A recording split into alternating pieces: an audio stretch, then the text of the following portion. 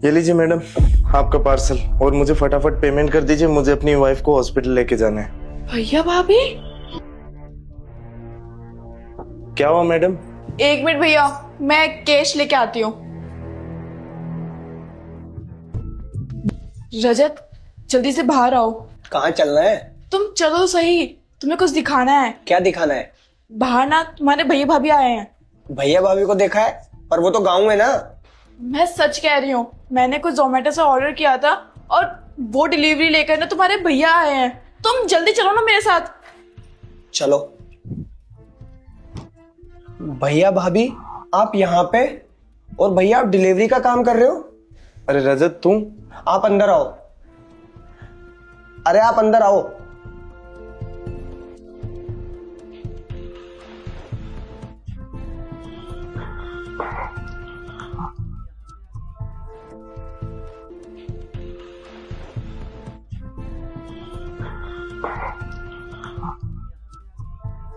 भैया आप लोग यहाँ पर, और ये सब कुछ?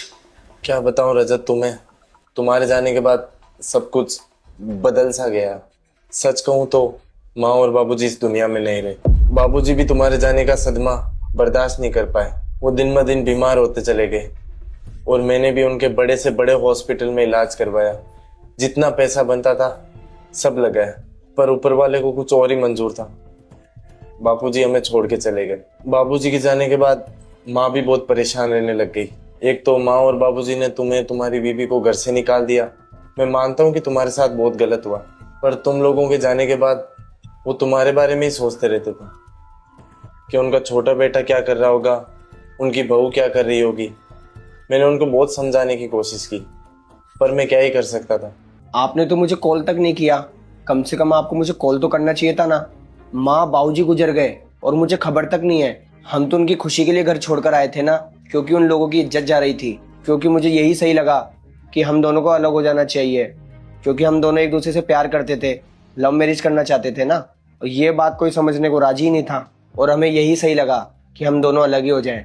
इसलिए मैं यहाँ पर आकर रहने लग गया। कम से कम आप तो मुझे कॉल करते। मैं उनका बेटा हूँ, मैं उनसे मिलने आता, ये मेरा फर्ज बनता था। रजत तुम्हें कैसे कॉल करता और किस हक से कॉल करता? क्योंकि हम सब ने मिलके तुम्हें और तुम्हारी बीवी को बाहर जो निकाला था घर से। और कभी कभी मुझे और अर्चना को ऐसा लगता था कि हम दोनों को तुम्हारा सपोर्ट करना चाहिए। हमसे बहुत बड़ी गलती हो गई, और रजत तुम्हारे जाने के बाद सब कुछ बिगड़ता ही चला गया। समझ में ही नहीं आ रहा था क्या हो रहा है। ये बिल्कुल सही कह रहे हैं। जाने अनजाने में हम दोनों से बहुत बड़ी गलती हो गई है। अरे आखिर तुम दोनों का कसूर क्या था? यही कि तुम दोनों एक दूसरे से प्यार करते हो और तुम दोनों शादी करना चाहते थे। काश उस टाइम पे हमने माँ और बाबूजी से बात करी होती तो शायद वो एक ना एक दिन जरूर मान जाते। पर हम दोनों ने तुम्हारा बिल्कुल भी साथ नहीं दिया। हम दोनों वहाँ पे भूत बन के खड़े रहे, और शायद आज इसी गलती की वजह से ना माँ बाबूजी हमारे साथ नहीं है। अरे नहीं नहीं भाभी, ऐसा कुछ भी मत बोलिए आप। अगर आप लोग हमें कॉल करके बताते ये सब, तो हम माँ बाबूजी को यहाँ शहर में लाके अच्छे डॉक्टर से इलाज करवाते। आप लोगों ने हमें कॉल ही नहीं किया।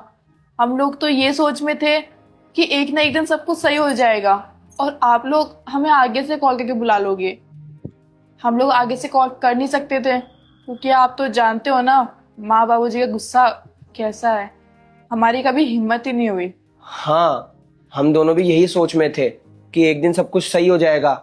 और भाभी, आपने भी मुझे कॉल करना सही नहीं समझा ना, क्योंकि आप दोनों तो हमें अपना समझते ही नहीं हो। और हम घर से क्या निकल गए, हमारा रिश्ता थोड़ी खत्म हो गया। क्योंकि भाभी, खून के रिश्ते कभी अलग नहीं होते।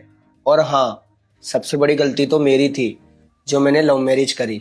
मैंने आप लोगों से भी बहुत रिक्वेस्ट करी, पर आप लोगों ने क्या बोला कि सारे डिसीजन तो मम्मी पापा ही लेंगे। और भैया, आपने भी मेरा साथ नहीं दिया, पर इसका कसूर हम आप दोनों को नहीं देंगे। बस एक बात का बहुत दुख है कि मम्मी पापा इस दुनिया में नहीं रहे।